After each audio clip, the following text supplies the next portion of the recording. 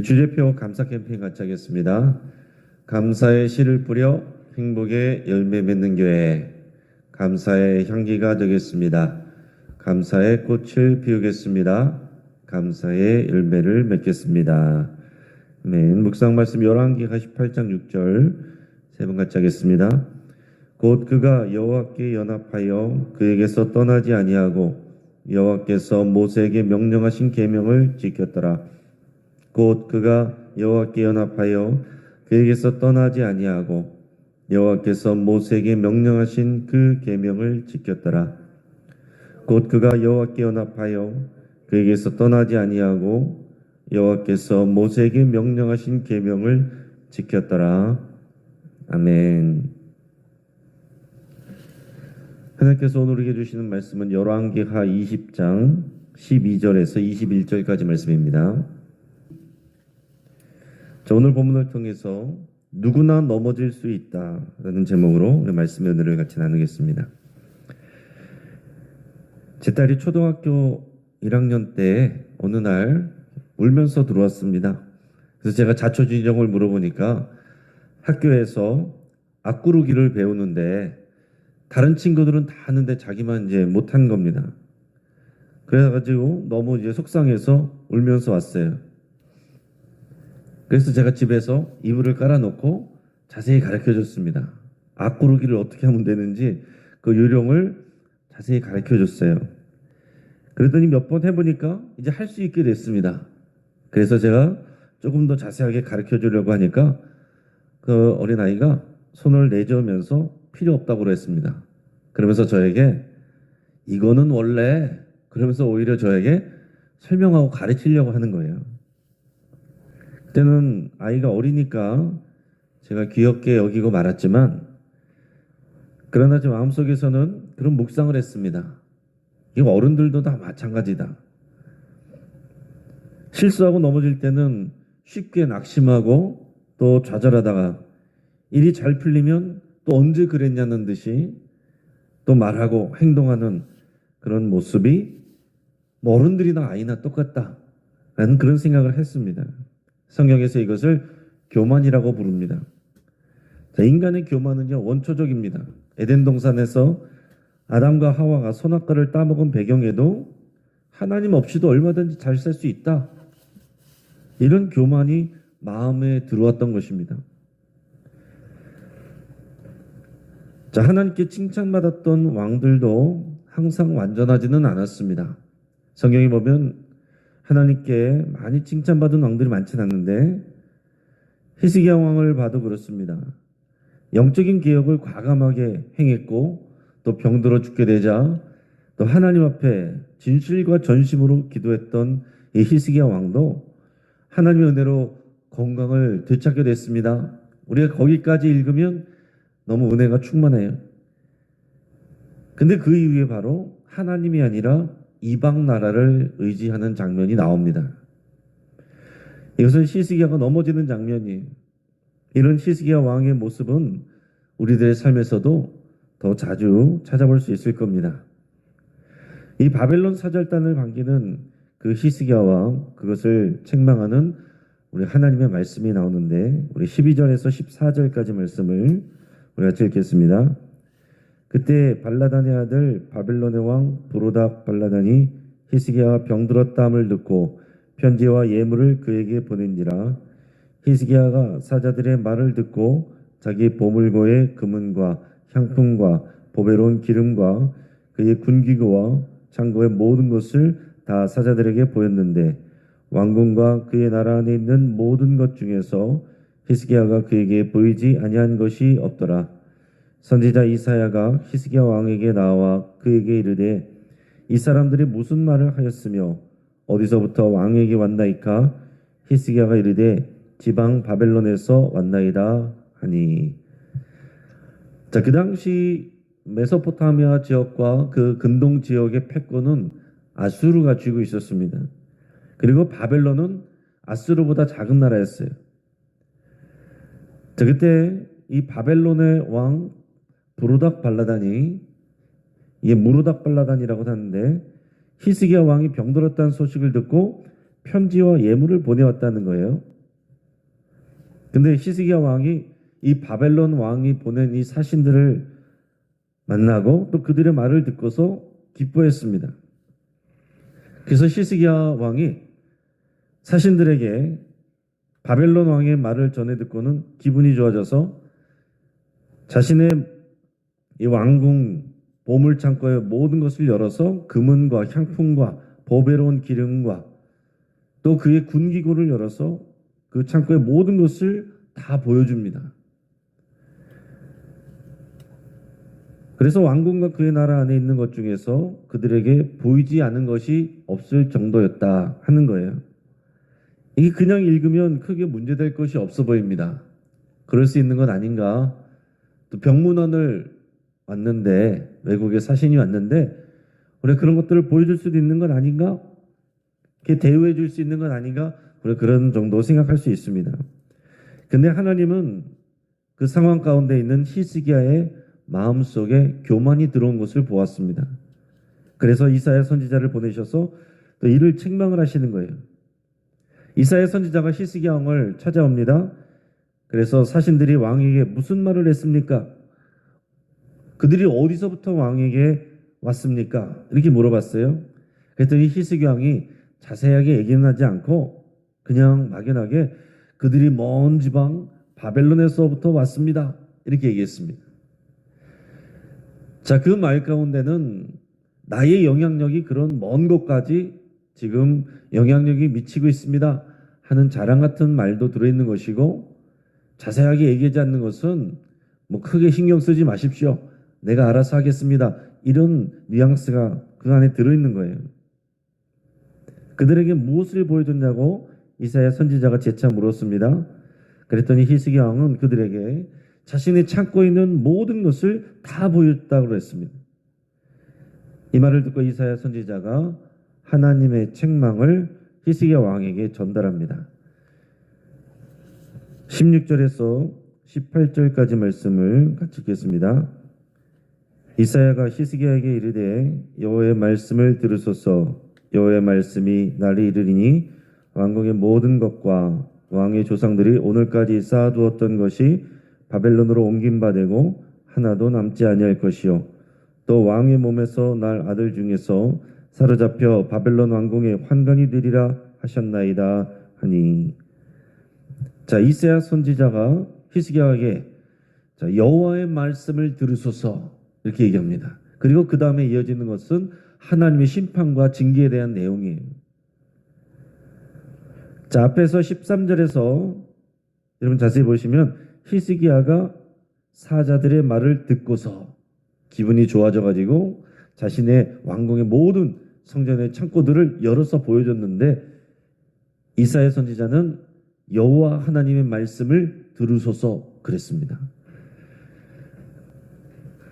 누구의 말을 듣느냐에 따라서 여러분 우리의 삶이 달라지게 되는 거예요. 여호와 하나님의 말씀을 마음의 중심에 둬야 되는데 이 바벨론 왕의 말을 들으니까 거기에 마음이 빼앗기고, 그러니까 히스기야가 넘어지게 되는 겁니다. 히스기야 왕은 그 당시에 아수르에게 저항 중에 있었습니다. 그는 잘하는 일이에요. 근데 그런 상황에서 바벨론 왕이 지금 호의를 보이면서 편지와 예물을 보냈다는 것은 그냥 단지 병문안 정도가 아니고 동맹을 맺자는 제안을 한 것입니다. 우리 그렇게 볼 수 있는 겁니다. 바벨론도 정치적으로 아수르와 적대 관계였기 때문에 히스기야 왕하고 친하게 지내려고 동맹을 맺어서 같이 아수르에게 대항하려고 그러는 겁니다. 근데 히스기야 왕이 이 바벨론 왕의 동맹 제안이 기분이 좋아진 것입니다. 그 먼 나라에서부터 나의 명성을 알고 나를 필요로 하는구나, 이런 마음이 들어오니까 그 순간 기분이 좋아져서 교만이 들어오고 자신의 보물 창고와 그리고 무기고의 내용들을 다 보여줬다라는 것은 뭐냐면 자신의 부와 그리고 군사력을 과시한 거예요. 자, 보시오, 내가 이렇게 부유하고 우리의 군사력이 이렇게 강합니다. 그건 뭐예요? 그러니 바벨론 왕의 마음을 자기가 얻으려는 겁니다. 그래서 바벨론 왕하고 동맹을 맺으려는 거예요. 바벨론 왕을 의지하려고 하는 것입니다. 자, 히스기야 왕은 바로 어제 하나님의 은혜로 치유를 받았습니다. 15년의 생명 연장을 받았습니다. 그래서 바벨론 사신들이 왔을 때 히스기야 왕은 오히려 여호와 하나님에 대해서 말을 했어야죠. 여호와 하나님이 나를 고쳐주셨습니다. 여호와 하나님이 온 세상을 지으신 창조주이시고 여호와 하나님이 만군의 여호와셔서 나는 누구하고 동맹을 맺을 일이 없고 여호와 하나님께 순종하며 여호와 하나님이 우리를 지켜주십니다. 이렇게 말을 했어야 된다는 거예요.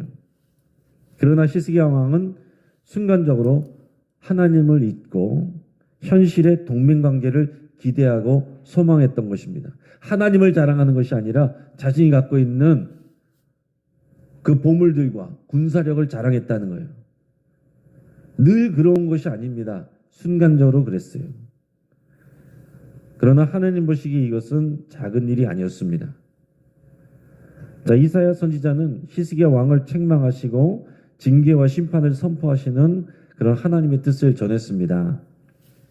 히스기야 왕이 바벨론 그 사신들에게 자랑하던 왕궁의 모든 것들, 그리고 조상들이 그동안 쌓아두었던 모든 보물들 바벨론으로 다 옮기게 될 것이다. 하나도 남지 않게 될 것이다.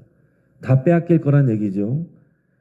자, 이 말씀은 후대에 주전 586년에 남유다 왕국이 바벨론에게 패망하면서 그대로 현실이 됩니다. 또한 히스기야 왕의 몸에서 날 아들 중에서 사로잡혀 바벨론 왕궁의 환관이 될 것이라고 또 했습니다. 자, 이것 또한 자세한 내용이 기록된 것은 없지만 바벨론 제국에 패망할 때 성취가 됩니다. 바벨론에 끌려간 유대 백성들을 또 귀족들 그런 사람들 중에서 바벨론 왕의 환관이나 내시가 되거나 노예가 된 사람들이 있습니다. 자, 하나님의 징계의 메시지를 듣자 히스기야가 곧바로 정신을 차리고 겸손함을 되찾습니다. 히스기야 왕이 잘한 것은 또 거기에 있어요. 거기에서 반발하거나 하나님을 원망하거나 그러지 않았습니다. 하나님의 말씀이 자신을 지금 징계하고 심판하는 내용임에도 불구하고 그것을 그대로 받아들였다 하는 얘기예요. 19절 말씀을 우리가 읽겠습니다. 히스기야가 이사에게 이르되 당신이 전한 바 여호와의 말씀이 선하나이다 하고 또 이르되 만일 내가 사는 날에 태평과 진실이 있을진데 어찌 선하지 아니하리요 하니라. 아멘. 자, 히스기야 왕이 이사야 선지자가 전한 하나님의 이 심판성 경고와 징계 메시지를 반박하지 않았습니다. 그대로 받아들였어요. 그러면서 뭐라고 그랬습니까? 여호와 하나님의 말씀이 선하십니다. 지금 자신을 책망하고 심판을 예고하셨는데 그래도 여호와 하나님의 말씀은 선하십니다. 자신의 감정을 따라가지 아니하고 믿음으로 그것을 고백하고 받아들이는 겁니다. 그러면서 그 다음에 만일 내가 사는 날에 태평과 진실이 있을진데 어찌 선하지 아니하리요 이렇게 말했습니다. 자, 이것은 그럼에도 불구하고 하나님께서 지금까지 또 앞으로라도 우리에게 태평과 진실을 또 부어주신다면 그것은 선한 일이고 하나님의 은혜입니다. 나는 그것을 지금 받을 자격이 없지만 하나님이 그렇게 해주신다면 다 하나님의 은혜입니다. 나는 하나님의 은혜로 살아갑니다. 이 고백을 하는 거예요. 바벨론과 같은 이방 민족이 아니라 만군의 여호와 하나님이 자신과 나라를 지켜주신다는 것을 인정하는 겁니다. 자, 조금 전까지는 바벨론을 의지하려는 마음이 있었던 거예요. 자기의 보물을 의지하고 군사력을 의지했습니다. 그게 교만이었어요. 하나님의 또 책망을 바꿔서 바로 여호와 하나님의 은혜이고 여호와 하나님이 우리를 지켜주십니다. 이 고백을 하는 겁니다. 자, 이렇게 고백을 했기 때문에 히스기야는 바벨론과 당연히 동맹을 맺지 않았겠죠. 만약 고백은 이렇게 겸손하게 하고 바벨론과 동맹을 맺고 계속해서 그 일을 한다면 하나님의 징계와 심판이 히스기야 당대에 이루어졌을 겁니다. 근데 히스기야가 그렇게 하지 않았기 때문에 겸손을 되찾았기 때문에 하나님의 이 징계와 심판이 당장에 이루어지지 않습니다. 후대에 일어나요. 이제 말씀을 정리합니다. 사람들은 누구나 쉽게 교만해집니다. 아쉬울 때는 다 낮은 자세를 취하다가 아쉬운 게 없을 때는 금방 교만해지기가 쉽습니다.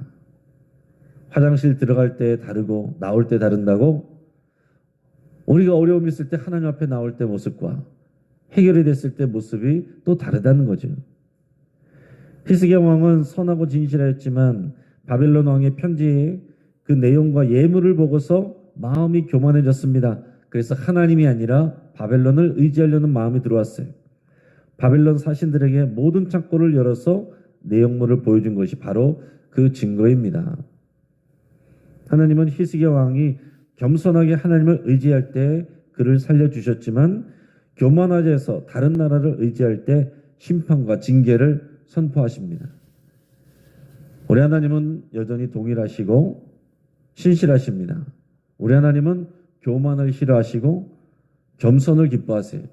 그래서 우리 삶 가운데 교만은 넘어짐이 이유가 되는 것이고 겸손은 우리를 하나님 앞에서 존귀하게 만드는 것입니다. 그럼 이 땅 가운데서도 많은 유명한 사역자들 가운데서도 한순간에 넘어지는 사람들이 얼마나 많은지 모릅니다.